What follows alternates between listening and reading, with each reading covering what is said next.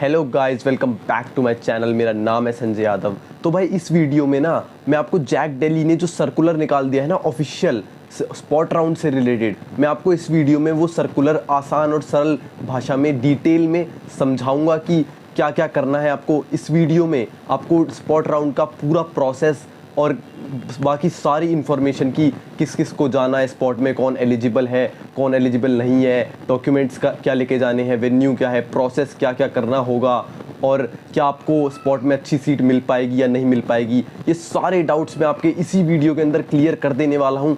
I guarantee कि इस video के अलावा आपको स्पॉट राउंड से रिलेटेड कोई और वीडियो देखने की ज़रूरत नहीं पड़ने वाली है, क्योंकि इसी वीडियो में आपके सारे डाउट्स क्लियर हो जाएंगे। तो फिर चलिए वीडियो शुरू करते हैं। तो उससे पहले चैनल को सब्सक्राइब करके बेल आइकन को ऑल पे सेट कर देना, क्योंकि मैं इस चैनल पे जैक डेली से रिलेटेड सारी इंपॉर्टेंट इन्फॉर्मेशन और सारी इंपॉर्टेंट डेट्स अपडेट देता रहता हूँ आपको। तो आपको कहीं और कुछ सर्च करने की ज़रूरत नहीं पड़ेगी, आपको इसी चैनल पे सब कुछ मिल जाएगा।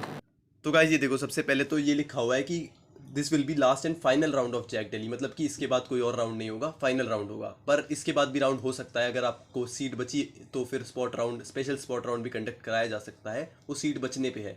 पर अभी लिखा हुआ है कि कोई और राउंड नहीं होने वाला है।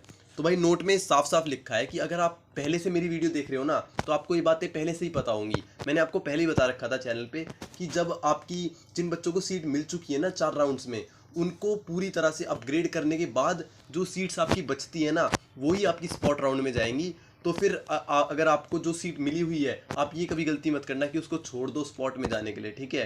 तो फिर आपको फिजिकली स्पॉट में जाने की ज़रूरत नहीं है। आपको सारी अब जो आपकी बेस्ट अपग्रेडेशन है वो करने के बाद ही जो सीट्स बचेंगी उनको स्पॉट में भेजा जाएगा, ठीक है। तो फिर पार्टिसिपेटिंग यूनिवर्सिटी लिखा हुआ है तो आपको पता ही है, और ये इसमें लिखा हुआ है कौन कौन एलिजिबल है स्पॉट राउंड के लिए। तो भाई अब ये लिखा हुआ है कि कौन कौन से बच्चे एलिजिबल हैं स्पॉट राउंड में, ठीक है।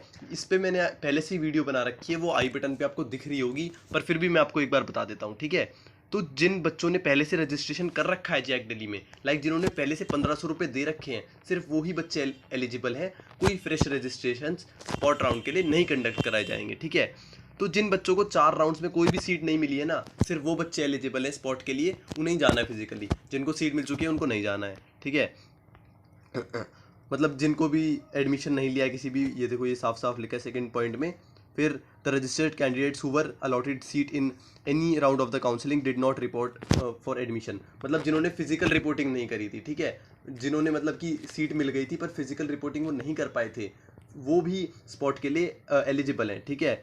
और अगला जिन्होंने कोई चॉइस फिलिंग करी ही नहीं थी वो भी एलिजिबल है, ठीक है। रजिस्टर कर रखा था पर सीट भी और सीट मिलते टाइम वो पहले चॉइस फिलिंग करी नहीं थी सीट मिलने से पहले, ठीक है। और जिन बच्चों की सीट कैंसिल कर दी गई थी किसी भी डेफिशिएंसी की वजह से, डॉक्यूमेंट्स में डेफिशिएंसी हो और तो उनकी सीट कैंसिल कर दी गई थी, वो भी स्पॉट के लिए एलिजिबल हैं, ठीक है। और जिन बच्चों ने सीट विड्रॉ कर ली थी अपनी, लाइक 4 राउंड्स में उन्हें कोई सीट मिली फिर उन्होंने सीट विड्रॉ कर ली, तो फिर वो भी बच्चे एलिजिबल हैं स्पॉट राउंड के लिए। ये देखो ये साफ लिखा हुआ है extracting vacancies for spot round, मतलब कि जो 31 तारीख को आपका अपग्रेडेशन होगा, उस अपग्रेडेशन के बाद जो सीट बचेंगी उनको स्पॉट राउंड में भेजा जाएगा। इसमें यही सब लिखा हुआ है, ठीक है। और ये साफ लिखा हुआ है कि कोई फ्रेश रजिस्ट्रेशन अलाउ नहीं करी जाएंगे स्पॉट राउंड के लिए, ठीक है।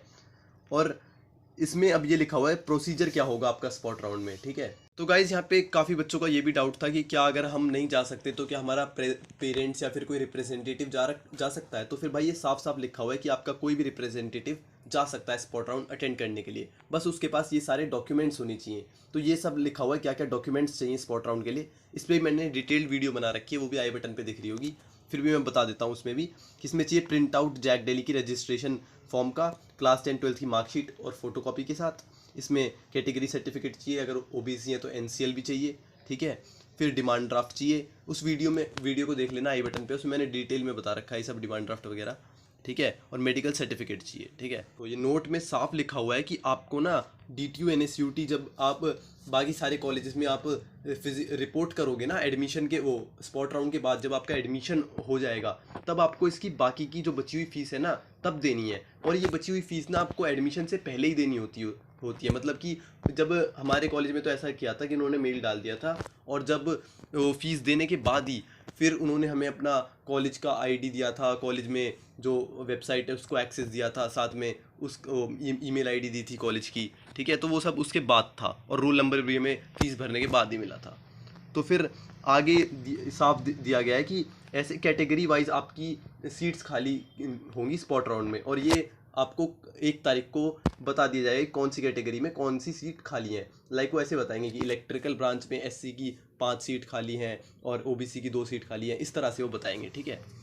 तो भाई इसमें लिखा हुआ है यहाँ पे कि ना आपको ना रैंक वाइज बुलाया जाएगा। लाइक उसमें ना कैटेगरी वाइज आपका डे डिसाइड होगा, फिर उसमें आपको रैंक वाइज कॉल किया जाएगा कि इतने से इतनी रैंक वाले बच्चे अब आ जाओ, इतने से इतने बच्चे रैंक वाले अब आ जाओ, ऐसा होता है स्पॉट राउंड के अंदर, ठीक है। तो अगर आपकी रैंक के हिसाब से जब वो आपको बुलाएं तब आप चले जाना, और जब आपको सबसे जो आपकी सीट मिल जाए, जैसे आपकी रैंक को उन्होंने बुलाया और आपका नंबर आ गया, ठीक है, तो फिर जो आपको सीट मिली ना, तो आपको इमीडिएटली वहाँ पे फ़ीस पेमेंट करनी होगी, और फ़ीस पेमेंट करने का सिर्फ एक ही मेथड है, वो है डिमांड ड्राफ्ट, ठीक है।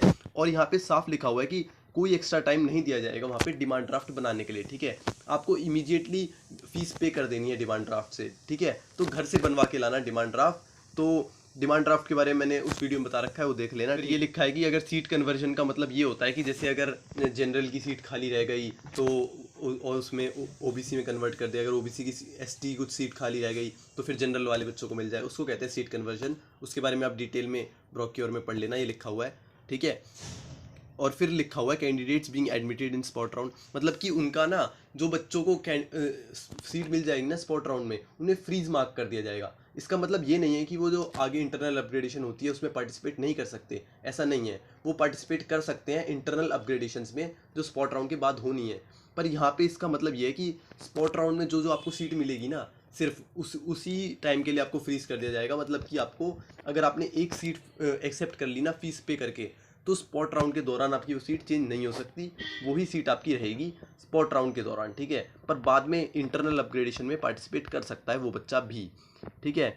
और अब ये बताया गया है कि कौन कौन से बच्चों को कब कब स्पॉट राउंड में जाना है, ठीक है। तो फिर ये लिखा हुआ है, ये मैं पढ़ देता हूँ जल्दी जल्दी। ऑनलाइन सीट फ्रीजिंग आपकी 31 तारीख को सीधी ऑनलाइन सीट फ्रीजिंग कर सकते हैं, आपको इमीडिएटली करनी है वो, ठीक है।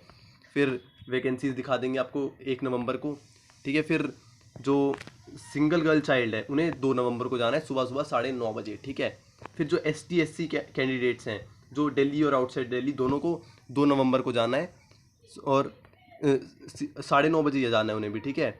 और 11 बजे उनकी सीट अलॉटमेंट स्टार्ट हो जाएगी, ठीक है। और OBC वालों को दिल्ली और आउटसाइड दिल्ली को 3 नवंबर को जाना है, 9:30 बजे जाना है उन्हें भी, ठीक है। और EWS वालों को दिल्ली और आउटसाइड उन्हें जाना है नवंबर 3 को 12:30 बजे, ठीक है। और जो जनरल कैटेगरी के आउटसाइड दिल्ली वाले बच्चे हैं उन्हें 4 नवंबर को जाना है सुबह 9:30 बजे, ठीक है। और जनरल कैटेगरी के जो दिल्ली वाले बच्चे हैं उन्हें 5 नवंबर को जाना है, ठीक है, 9:30 बजे। तो भाई यहाँ पे साफ लिखा गया है, जो ये आपका अटेंडेंस स्लॉट मार्क करा है ना, यहाँ पे लिखा हुआ है अटेंडेंस 9:30 बजे होगी, तो आपको 9:30 बजे ही पहुँचना है। अगर आप अटेंडेंस मार्क नहीं करते हैं तो आपको स्पॉट राउंड के लिए नहीं कंसिडर किया जाएगा, ठीक है। यहाँ पे देखो नोट में साफ करके लिखा हुआ है कि अटेंडेंस के टाइम पे आपको पहुँच जाना है, ठीक है। तो फिर बाद में एक फाइनल लिस्ट जैक दिल्ली की वेबसाइट पे निकाल देंगे कि कौन से बच्चे को फाइनली कौन सी सीट मिल चुकी है, सारे ही काउंसलिंग के राउंड्स ख़त्म होने के बाद, ठीक है। तो फिर ये वेन्यू बता रखा है स्पॉट राउंड का वेन्यू, आप सबको पता है कि BR अम्बेडकर ऑडिटोरियम है DTU में, ठीक है। तो वहीं पे आपको जाना है। तो फिर भाई बस इतनी ही इन्फॉर्मेशन थी इसमें। तो फिर गाइज अब आई थिंक आपके स्पॉट राउंड से रिलेटेड सारे डाउट्स क्लियर हो गए होंगे। अब भी अगर आपको कोई डाउट है तो आप कमेंट सेक्शन में मेरे से पूछ लेना, ठीक है। और तो फिर चैनल को सब्सक्राइब कर देना डेली जैक दिल्ली की अपडेट्स और सारी ज़रूरी इन्फॉर्मेशन के लिए। और यहाँ तक आ गए हो तो वीडियो को लाइक भी कर देना। Thanks for watching.